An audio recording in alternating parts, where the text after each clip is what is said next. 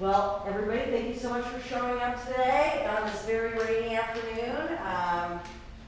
Feel a lot of Sure. So, do you want to prefer Yes. Perfect. We're so happy to be here on the Sunday, the day before Halloween, when the veil is thin, and ready to hear about these wonderful traditions of nature and witchcraft from Dee Norman, who has written this beautiful book, Burn a Black Candle, based on the traditions of her family.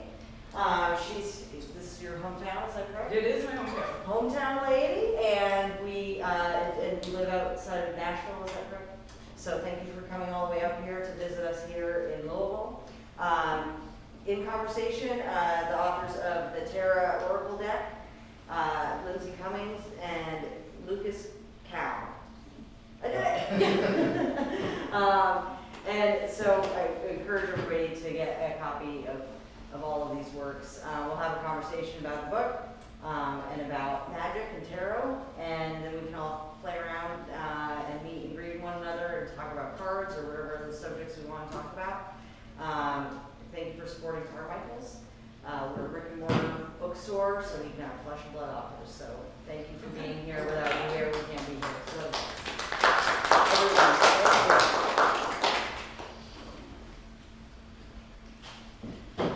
So let's hear about your book. Oh my, okay. So hold it, or do I? Yeah. Yeah. First, a huge thank you to Carmichael's, because I was born in '74, so you guys have almost been around as long as I have. You're like a huge icon for me, so it's so much fun to be here. But to tell you a little bit about the book, it all started mostly because of my daughter. So, my mother and grandmother taught me a lot of stuff, and I got to learn a lot of stuff at their elbow, and all of their magic and practical magic centered around the household. And, which was cool for me, but at the age of 11, I discovered tarot, and I discovered ceremonial magic and ritual magic, and I was like, the hell with, all of this, household stuff. I want to, touch the face of God, and I want to be a ceremonial magician when I grow up. But throughout my life, I learned more and more the significance of what I learned within the family context, within our household. And after my daughter was born, it really struck me that when I was growing up, I didn't think that my family practices were real because they weren't in a book. And I couldn't find it written down. And so I started thinking to myself, I'm going to write this little unprepossessing kind of chapbook style, hand-lettered book of just a few of our family practices so that I don't care if it sells any copies, I'm just going to pass it down to my daughter. But through the wonders of an app called Clubhouse, believe it or not, met a woman who coached me into turning it into a full-fledged book. And then she acted as my agent and got me a publishing deal, and here I am. And so it has been the craziest whirlwind, and the book has grown far beyond what I expected it to. And it is so exciting to be doing events like this and meeting people who are, have similar interests and knowledge from different backgrounds, and hearing stories from people. That's been the best part, is getting to talk to more and more people about these topics. So that was probably way long-winded. I love it. Well, how about we hear about the Tarot Oracle guide?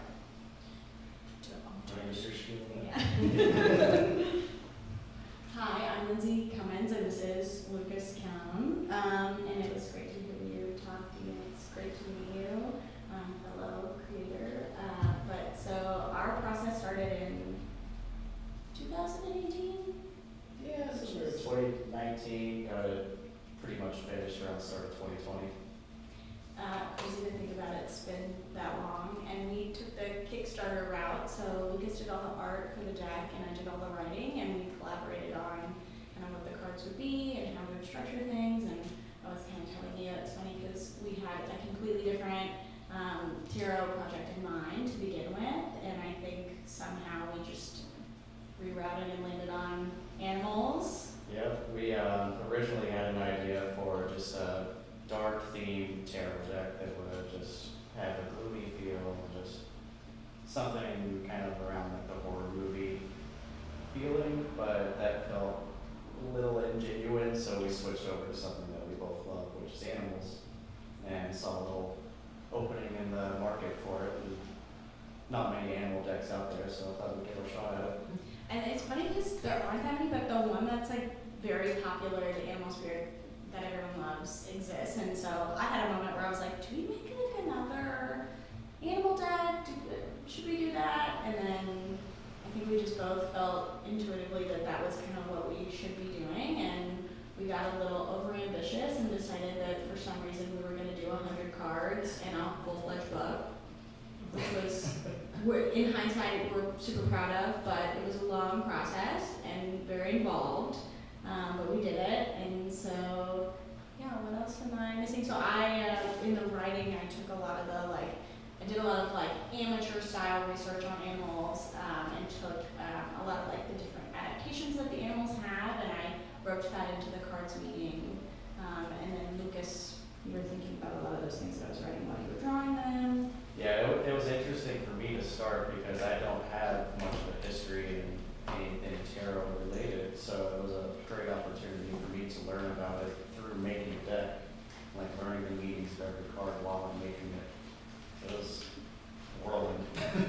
So Dee, how did your experience with tarot, because you said that you had veered from your family's traditions into tarot, and then and you do talk about it in this book. How did that kind of dovetail back together? So when I was about 10 years old, 11 years old, I was reading a book from the public library here in Louisville, and I found reference to tarot cards, and I just thought they looked like the coolest things. And so I rushed to my mother, who was in the kitchen, like up to her elbows and said, water, and said, Mom, I want these. And she kind of showed them to my grandmother and said, is this, wait, what? And my grandmother said, yes, she should have some of those. And so that year, I don't know if anybody in the room knows St. Nicholas Night, which is happens before Christmas, and you put your shoe out, and St. Nick comes and puts little gifts in your shoes, usually no big deal. Well, that year, St. Nicholas brought me a tarot deck and a book on tarot, which is very strange. It's not normally, I think, what St. Nick brings to people. And that kind of opened up this whole world of the Western esoteric tradition and magic on a wider scale for me, because tarot touches so many, like you guys know, it touches so many different topics and so much the history of just magic. And so that was the world's biggest rabbit hole for me. I just fell down it and I've never climbed back out.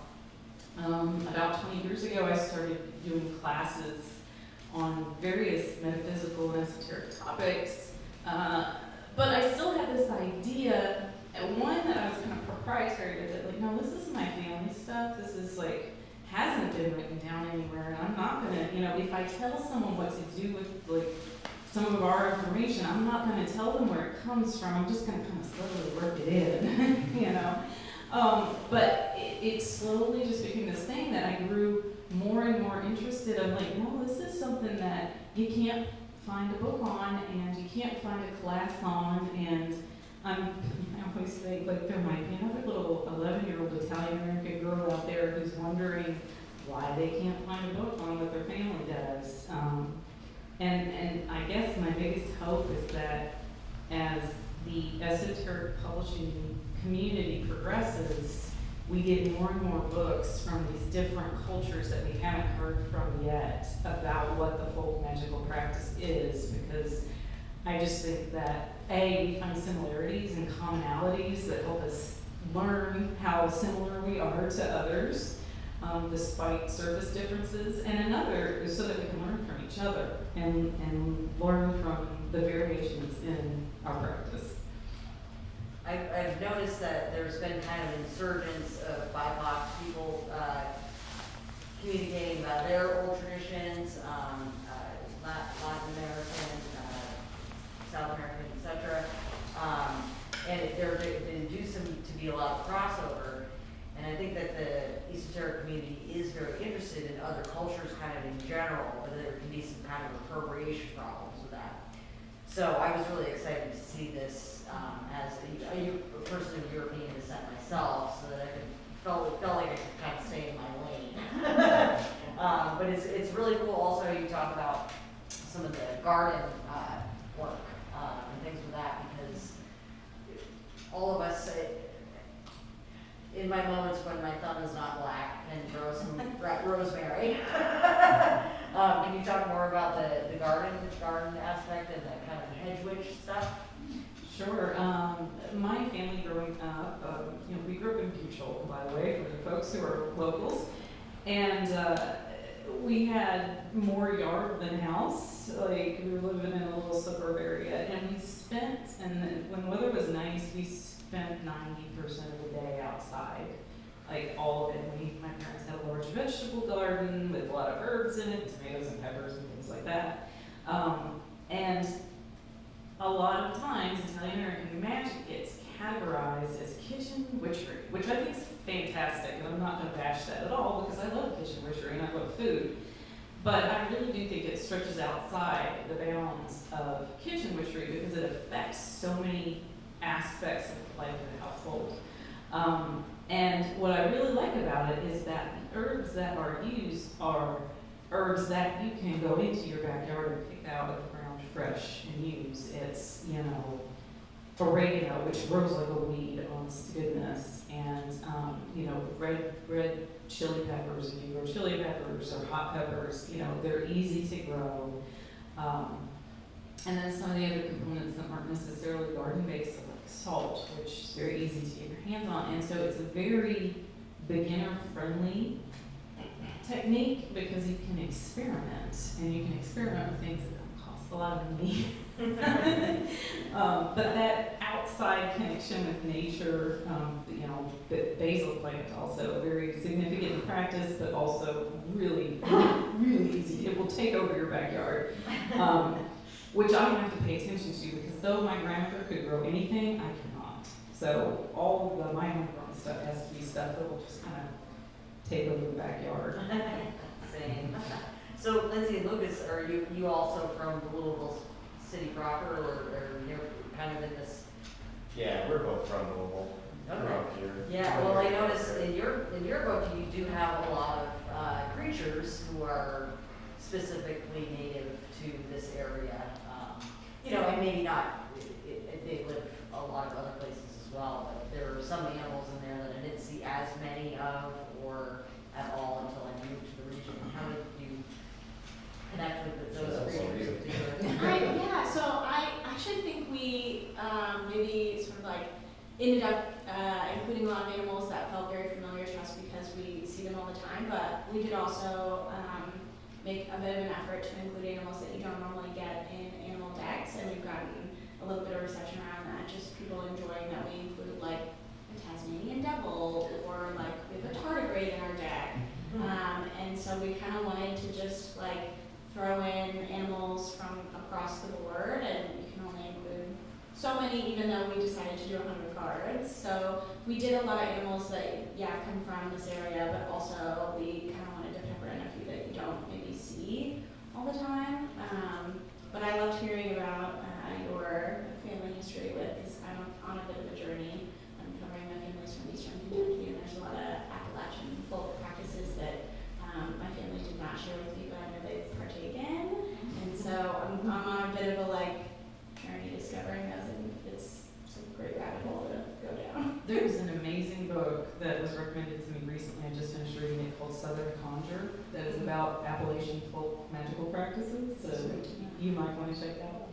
If you're interested in that topic, it's out there. It's not real big, but it's potent. It's got some really interesting concepts in it. I think they can take it far. So. And I'm curious, how with your family, was your family framing the sort of things that they were doing as magic, or were they things later that were you were looking at them and you're like, No, it was not magic.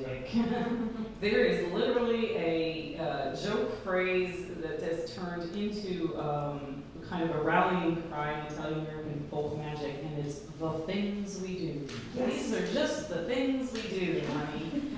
And we were speaking earlier about me running off to college and taking minoring in folklore and being able to sit into a classroom and hear my instructor talk about Italian Americanism one day and explain things my family had done philosophically, like why, the why behind it.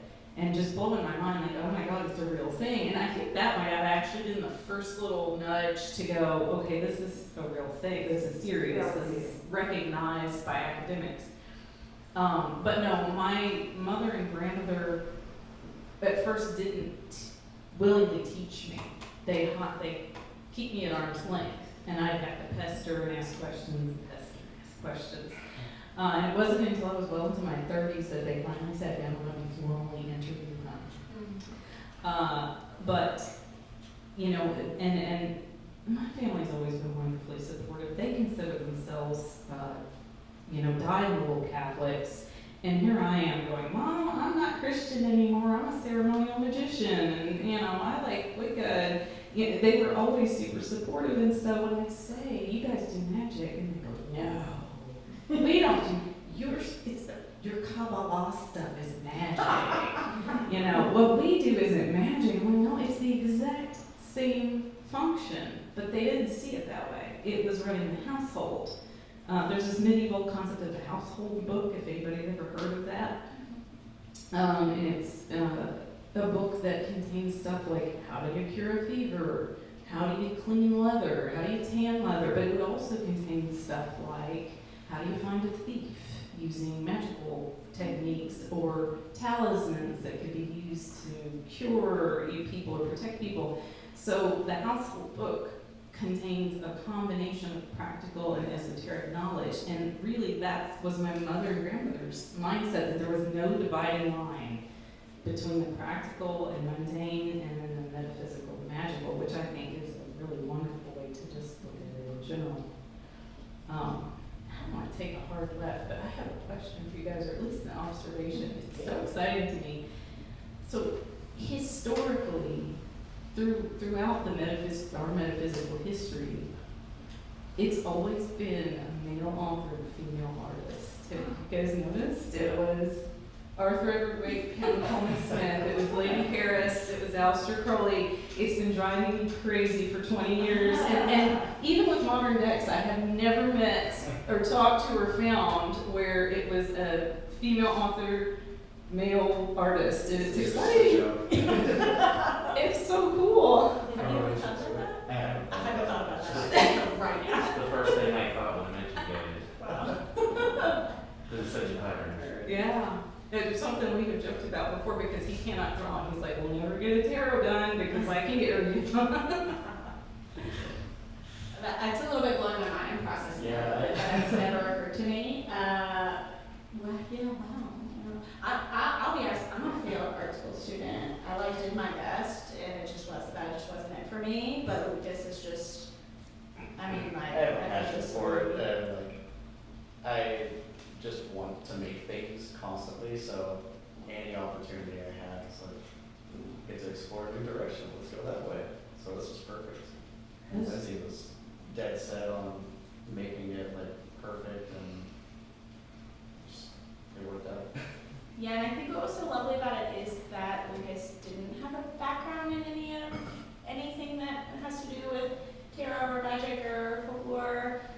And so it was kind of a beautiful process because Lucas is great and open-minded, of him being interested, but it wasn't necessarily his wheelhouse. And so in making the deck and in doing our Kickstarter, we had a few other things that we offered. My background's mostly in astrology, and so where we were making people's birth charts, and it was a process drawing them up. Lucas drew 1 million birth charts. He probably It's never a wants big learning process. to see one ever again, yeah. But so it was a process, a learning process of just Lucas being what is all this? Yeah, starting from scratch, basically.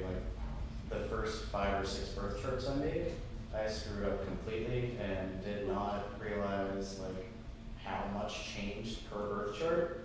So there were pieces in the first 5 that were just the same that shouldn't have been, and had to remake them. And a lot to learn, but it was a good experience. So, how did you articulate to astrology? Was that part of your family upbringing at all?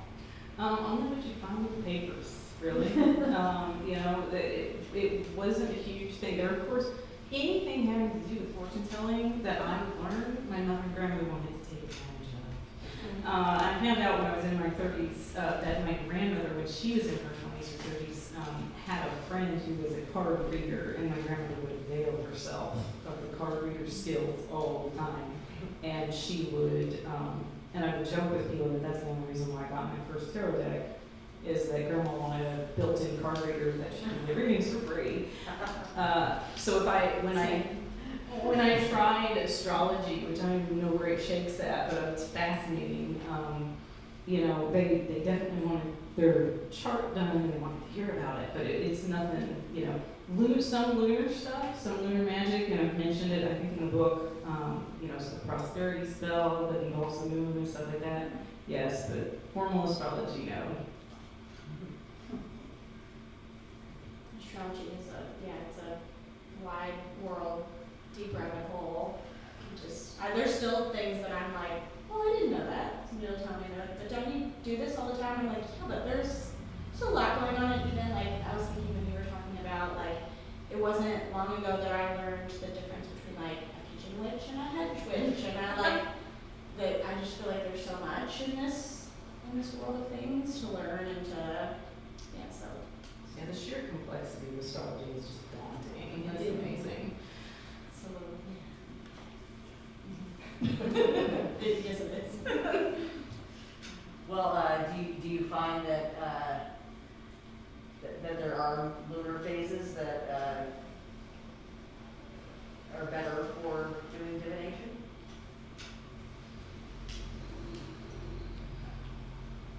Lots of folks do a lot of work by the moon.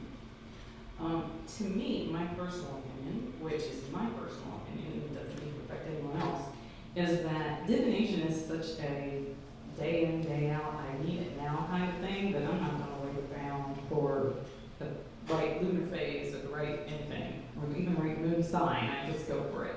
But lots of people do significant divination work on both the new moon and the full moon, depending on their preference or their purpose. And, you know, the new moon, they're trying to, you know, plot their course for the next 28 days and determine where they're going to go. You know, and full moon, they're trying to bring something to fruition and find out about that. So there's purposes, I think, at every lunar phase for different types of divination. And I think restricting yourself, while it's not always my thing in all cases, it can lend a lot of power to your work when you give yourself limitations, because then you channel all your efforts during that one time period. What was the hardest part to write in your grimoire? What did you resist writing about? Ooh. Well, there was a part that was hard to write emotionally. There were several parts, because I've lost my grandmother and I've lost my father. There we go. I tear up every time I talk about this book. Since I was about 4 years old, my father told me to be a writer. And I did all this after he passed. But I literally signed a contract to publish this book on his birthday a couple years ago. So he has been behind me all the way, and he has been a hand on my shoulder the entire time I could feel it. But really oddly, I wrote a section in the book about saints and how Italian Americans use saints for different purposes. And my one of my editors is like, you need to give us like a top list of some saints and what they're for and their backgrounds. And I'm like, what, I'm going to rebuild the lives of the saints here? Really? I have to do that? And I think it's an important part of the book in retrospect, because a lot of the folks coming to the book aren't going to know the stories of the saints that I have grown up with in the Catholic family. But at the time, that was the part where I was just like, I don't want to write about St. Anthony and why he's important. I just want to tell people how to use St. Anthony to, you know, find lost items, and how to use St. Jude to accomplish impossible things. But there was a push for me to write about a little bit of the history of each saint. Kind of like not into that. What went the fastest for you? What was just flying off the page, like, or flying out of your hand? Writing about malocchio, the evil eye, is such a huge part of the culture, and I think about it a lot, and have taught workshops about it, and so yeah, that just flew. Was that something that you wanted to do a demonstration about today, or? I could talk a little bit about it if we have time. Yeah. Trying to be mindful of the time, and you know, so whenever we can fit that in. We can. Yeah, let's go for it. Yeah. Okay. Well, let me get out my crib sheet here. And I usually have this as like a presentation that I usually chapter and blah blah blah blah. So instead, I'll just have to be very Italian and talk with my hands so you guys can fully understand me and what I'm talking about. So who here has heard the concept of the evil eye or has heard of the evil eye? Wow. Awesome. Like earrings, actually I wear all the time. Yay. I have them in my office, I have them in my car. We have ways of dealing with it. We are See, I like just automatically did that back to you. We'll talk about this later. So that's excellent that so many folks are familiar with it. It has become more and more popular over the past couple of years as we learn more about more cultures. And the fascinating thing for me about the evil eye is it is called universal, and it's not really, but it's pervasive throughout the world. So if you look at communities and areas of the world that traditionally have beliefs about the evil eye, it's easier to tell you places that don't. I can tell you every single place on this planet that does not have a traditional evil eye belief. That is North America, China, and Australia. That's it. Every other culture traditionally has some kind of evil eye belief. So we should probably define what that is. And it's a collection of beliefs, actually, because there's so much to it. Now, anthropologists and folklore call it a complex of beliefs, if you want to get fancy about it. And what it is it's this idea that a glance or a glare from someone can damage you or your property or your luck or your child, someone you care about, and is often tied with this concept of jealousy and insincerity. So as my grandmother used to tell me, if I was wearing a blouse and someone came up to me and said, "What a beautiful blouse," but they're really thinking, "She doesn't look good in that blouse, I'd look 10 times better in that blouse," I could get this whammy with the evil eye because of that combination of malice and jealousy. And another thing that I find really fascinating about it is that it does not have to be intentional in any way. And a lot of the cases of the evil eye that were diagnosed in my family and cured in my family don't involve this idea of someone's purposely working against you. It is simply the fact that you are suffering the ill effects of someone's jealousy that they've unintentionally sent in your direction. I like to talk about this belief system because this group of beliefs, because in writing we can find evidence of the belief in the evil eye that goes back to the 14th century BCE. So we're talking about Ugarit, which is now Syria. There's written documentation of the evil eye. And now here we are today becoming part of that story, if we're not part of it already, because we're still talking about the evil eye today. So I just find it absolutely fascinating. It's talked about in classical Greece, it was mentioned in the Bible, it was mentioned in the Quran, and so many other places throughout our cultural history is this belief that keeps coming back to us. That is evidenced by all the different terminology out there. I mentioned malocchio, which just means bad eye in Italian. But if you look across languages, in Arabic, it's the ayin al-hasud, the eye of envy. In Hebrew, it's the ayin hara, the eye, the bad one. In Spanish, it's mal de ojo, the evil from the eye. So, you know, we sense a pattern here, you know? So, I guess the most important things to talk about now that we've defined it is, what do you do to prevent it? How do you make sure you don't get it? And if you do get it, how do you get rid of it? And when we talk about getting rid of the evil eye, that is why my book is called Burn Black Candle. So that was the first line of defense against the evil eye and any kind of unsettling, problematic thing. You burn a black candle. And if that didn't work, there's some other techniques. But if you feel headache, if you feel unreasonable exhaustion, nervousness, anxiety, or get run bad luck or breaking things, all of these can point to a pattern. And you have to identify a pattern of it happening over and over for it to be the evil eye. So that's kind of how you diagnose it. And to prevent it, there's lots of things you can do. One is wear an evil eye charm, or you know, a charm that looks like a little eye. Or if you see Italian people, you also often see a little charm that looks like a horn. That little horn is a symbol of Italian American pride, but it is also a protective amulet that prevents the evil eye from getting on you. And I will share that in my family, I don't know if this is the same with all Italian American families, women weren't allowed to wear them visibly. We had to hide them in long chains under our shirt, and men wore them on shorter chains. I've always seen the men wear it. Yeah, I thought that was like a macho thing, but apparently it's more male. It is the macho thing, and that's why women had to hide it, because, and I didn't get it when I was a kid. I mean, like, why can't I wear mine out? I want to be proud of being Italian American too. And my mom's like, no, because, well, people will think you're a scorch of a lean, which is Italian American slang for a ball scorch or a ball breaker.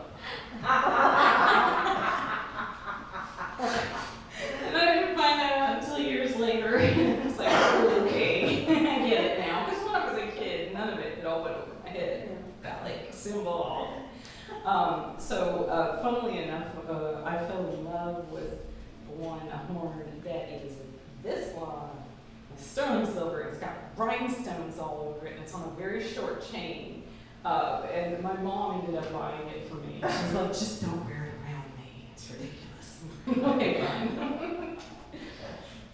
But yeah, that's my feminist act, is to wear my horn visibly sometimes. But no, there's a strong belief in my family that your main protective stuff you keep hidden, so nobody knows you have it on. My grandfather, very subtly, he would wear a black string tied around one belt loop of all of his pants, because if you had a little piece of black on you, you couldn't get the evil eye, prevent, you know, it being transmitted to you. Some people think it's red string, Grandpa thought it was black string, so he wore black string.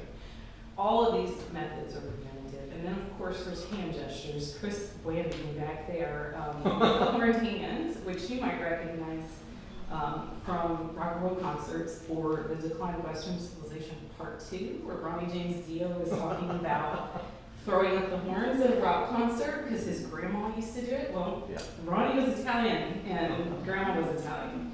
So that horned hand, you can do it behind your back or under a table, or you can just, if you think somebody is messing with you, Just drop it. just drop it. And there's also the man on feet gap, which is, I know. Big teeth up. It all has to do with genitals, all of it.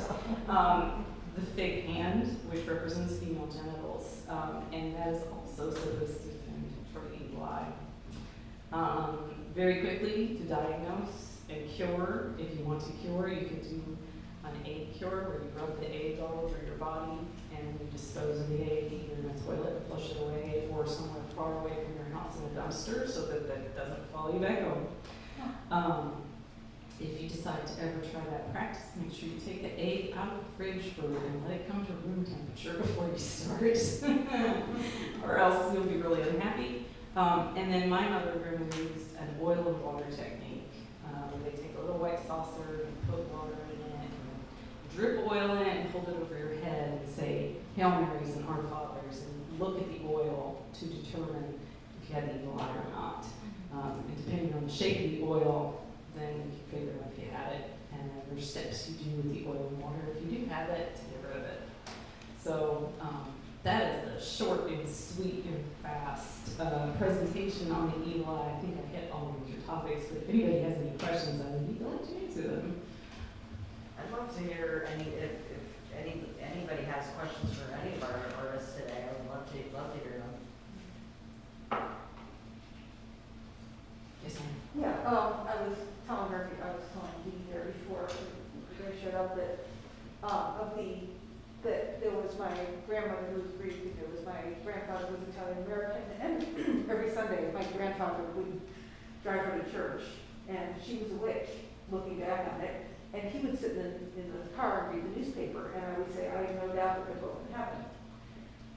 And you talk about your grandmother and your mother and being very Catholic, and yet they,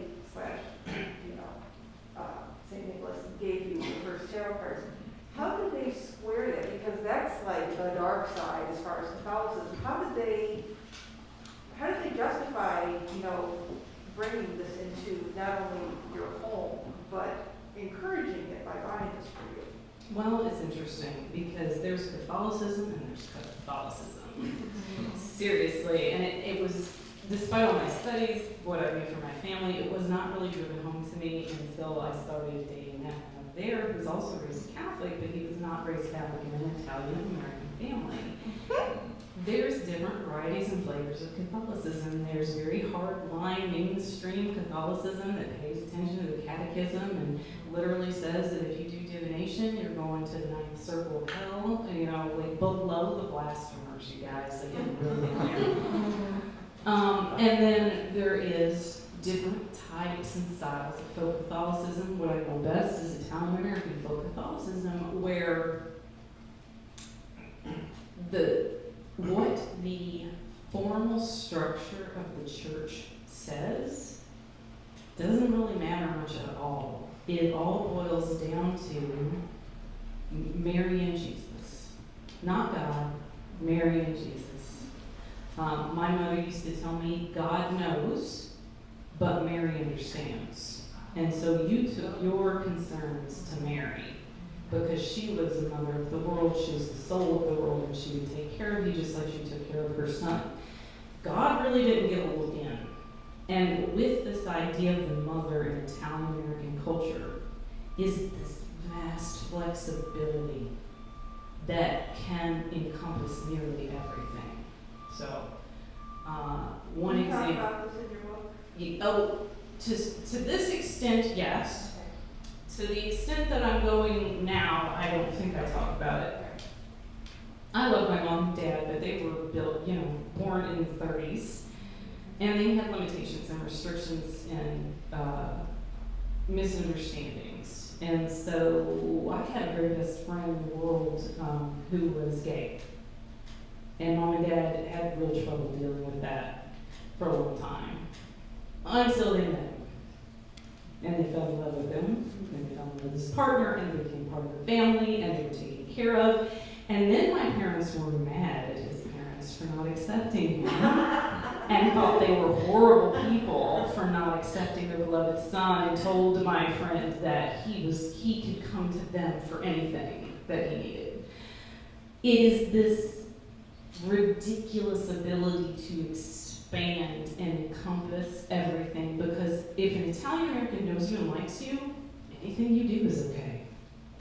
Really. I mean, he's not just really. And that's how the mafia got started, y'all. Like, seriously, it is this idea of you have the home, you have the domus, is the word in Latin. And within the domus, everything, that is everything. That's the center of the world. And what you do in the domus is right.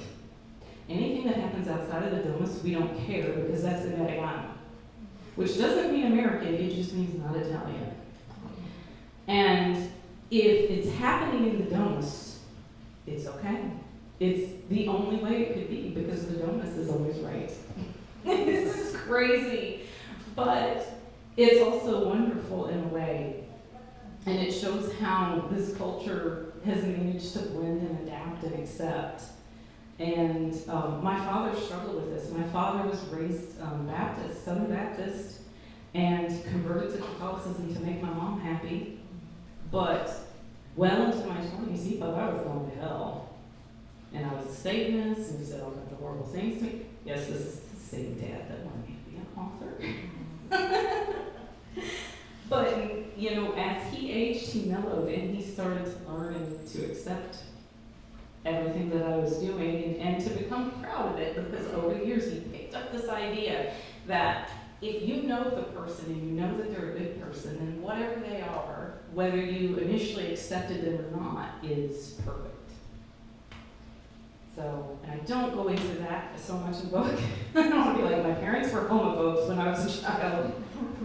Well, it could be your next book. Great title. How it scarred me. Yeah.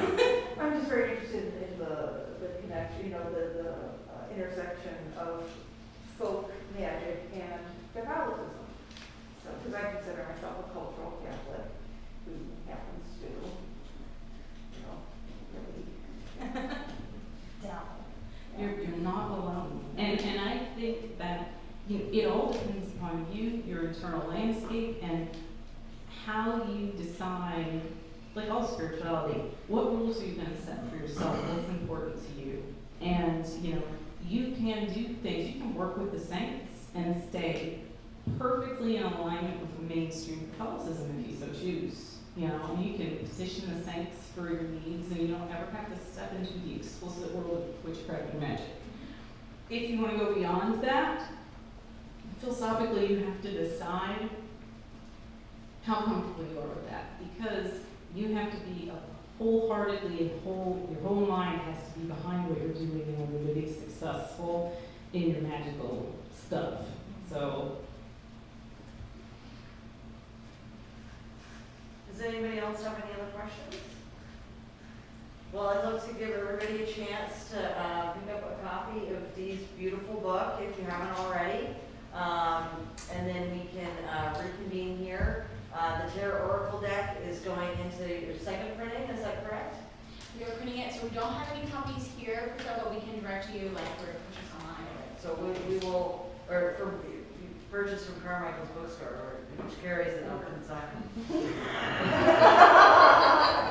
We'll get some. Yeah, and then I have a bunch of some of my decks here, so if we all want to play around with those, ask each other questions, and get everybody's opinion about all things magic and wonderful. I would love to spend the next hour here with